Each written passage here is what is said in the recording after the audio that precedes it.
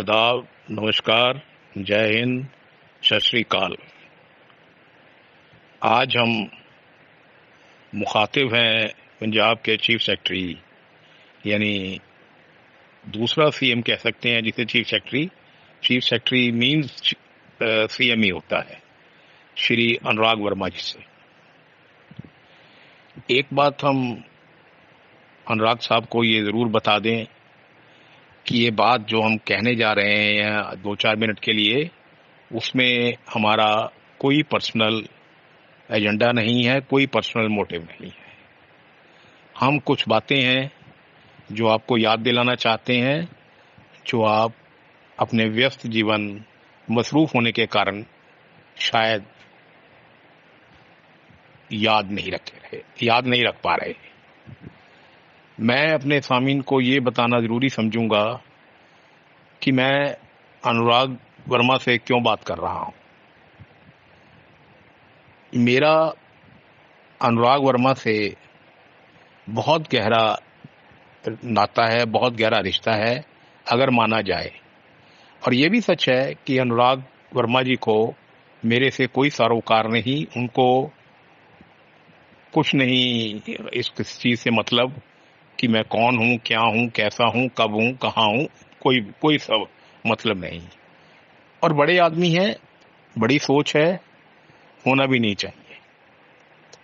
मेरा हक कैसे है मैं वो पहले क्लियर कर दूं कि अनुराग के जो, अब मैं अनुराग कहूँगा क्योंकि मैं उस रिश्ते के नाते बात कर रहा हूँ, चीफ सेक्रेटरी के नाते नहीं बात कर रहा। अनुराग पटियाला से हैं, सारा है पंजाब जानता है। इनके वालिद यानी इनके जो father Balbir uncle professor BC Verma मेरे वालिद प्रोफेसर हंसराज गुप्ता जी के नॉन बायोलॉजिकल छोटे भाई थे। बलबीर अंकल की ज्वाइनिंग गवर्नमेंट सर्विस में मेरे फादर ने ही करवाई थी, और तब से बलबीर अंकल जब तक पटियाला रहे मेरे वालिद मेरे फादर को बड़ा भाई मानते थे। उन्होंने कभी मेरे फादर को सर या और नाम से कभी मुखातिब नहीं किया, हमेशा भाई साहब कह के बुलाते थे। और मैं खुशनसीब हूँ कि मैं बलबीर अंकल से जब मैं 72 में प्री मेडिकल में पढ़ रहा था, जिसे आज +2 कहते हैं, तब मैं उनसे कुछ देर उनके घर जो girls school Patiala model town के पीछे है, लाइनों के साथ था, वहाँ पढ़ने जाया करता था। क्योंकि पढ़ाई में मैं बहुत अच्छा नहीं था, तो मेरे फादर ने अनुराग के फादर को कहा, बलबीर अंकल को, कि यार इसको थोड़ी देर पढ़ा दिया कर।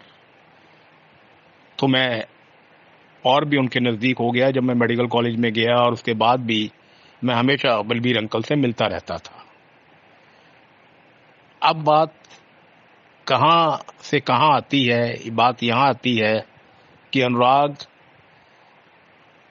सारी उम्र यहाँ मॉडर्न स्कूल में पढ़े। उसके बाद यहाँ मोदी कॉलेज में इन्होंने भी प्री इंजीनियरिंग +2 की, फिर थापर कॉलेज में डिग्री की, इंजीनियरिंग की। अच्छे स्टूडेंट थे, लायक थे, इंटेलिजेंट थे, क्योंकि जीन्स बलबीर अंकल की थी। विनोद शर्मा जी जो आजकल आप अनुराग से नाराज़ हैं, वो क्यों नाराज़ हैं वो मैं इस पे नहीं बताऊंगा। अनुराग अगर सुनेंगे तो वो शायद महसूस करेंगे कि विनोद जी जिन्होंने इनको आईएएस के लिए तैयार किया, वो क्यों इनसे खफा हैं। विनोद जी भी कहते हैं कि अनुराग एक बहुत लायक स्टूडेंट था। अनुराग पहली अटेम्प्ट में नहीं आया, वो पहली अटेम्प्ट में 1 या 2% ही आते हैं। तो पहली अटेम्प्ट के बाद ये काफ़ी मायूस हो गया था, बहुत उदास रहने लगा था। तो बलबीर अंकल पापा से मिलने आते थे और उनसे कुछ सलाह मशवरा करते थे। और सरबजीत जो अनुराग के 1 साल सीनियर हैं, वो भी इस अनुराग को गाइड करते थे। तो अनुराग सेकंड अटेम्प्ट में आया, टॉप पोजीशन हासिल की, पंजाब कैडर मिल गया।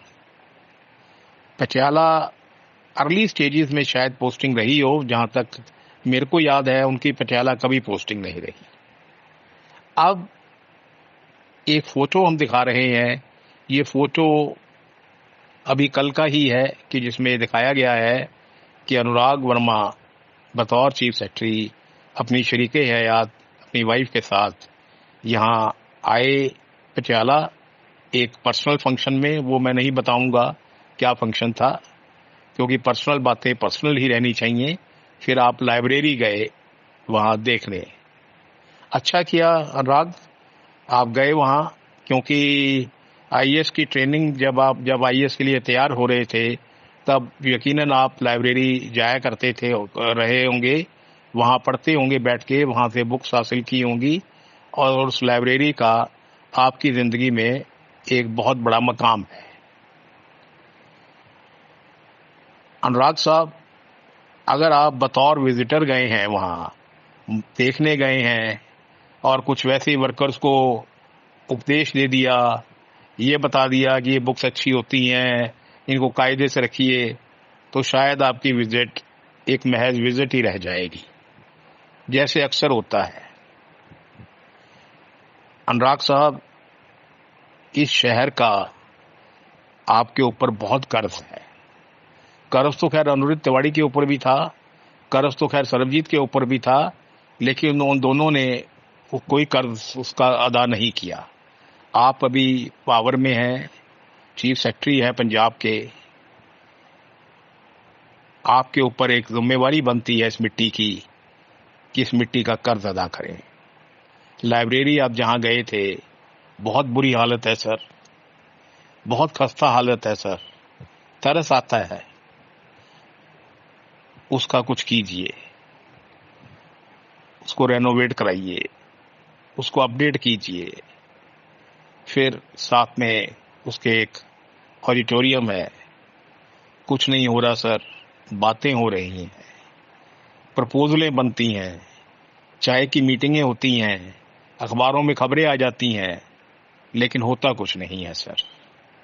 उसके बिल्कुल सामने आप भी इंजीनियरिंग कॉलेज के दिनों में वहाँ राजेंद्रा लेक स्विमिंग कभी कभी वो बोटिंग करने गए होंगे ज़रूर अपने दोस्तों के साथ, क्योंकि पटियाले में उन दिनों एक वही आउटलेट था टाइम बिताने का। वहाँ भी कुछ नहीं हो रहा सर। एस्टीमेट बन जाते हैं, कोटेशंस आ जाती हैं, 8-8 करोड़ का काम हुआ है कागज़ों में, लेकिन वहाँ कुछ नहीं हुआ। कभी कोई बहाना, कभी कोई बहाना, कभी कोई बहाना, कभी कोई बहाना, कभी कोई बहाना, बहाने के ऊपर बहाना चल रहा है।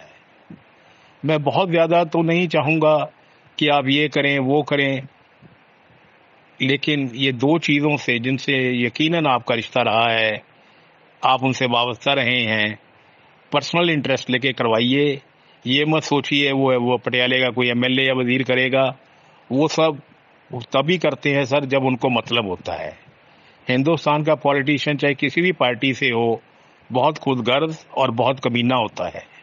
वो सिर्फ अपने फायदे के लिए काम करता है, कभी आवाम के फायदे के लिए कोई काम नहीं करता। अगर उनको लगेगा कि यहाँ से वोट पड़ेंगी तो वो जरूर काम करेगा, लेकिन नहीं होगा।